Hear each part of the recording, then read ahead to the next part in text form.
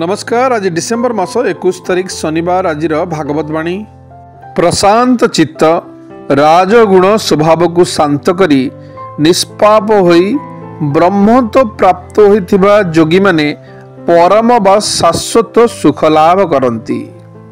जो जो विषय मन चंचल और अस्थिर होई धावित हुए सही विषय मन को संयत करी आत्मार वशीभूत कराइबा आवश्यक।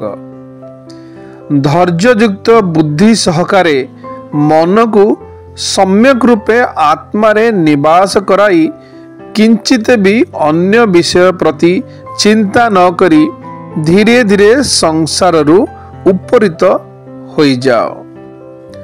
समस्त संकल्प कल्पना जल्पना जात कामना परित्याग करी एवं मन साहाय्य हम समस्त इंद्रियों को सकल दिगरु निवृत्त करी जेउथिरे दुख संजोगर वियोग घटे ताहाकु जोग बोली जानिबा उचित। तेणु सेही ध्यान जोग अधैर्य चित्त न होई दृढ़ निश्चय पूर्वक अभ्यास करिबा उचित। जहा लाभ कले मने हुए ताठारु अधिक लाभदायक आउ किछि नाही एवं जेउथिरे प्रतिष्ठित होई गले दारुण दुख आउ विचलित करि पारे नाही।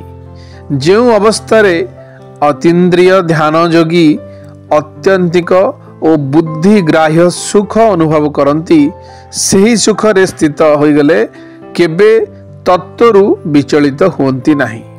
शुभ सकाळ। दिनटी आपणकर मंगलमय हो।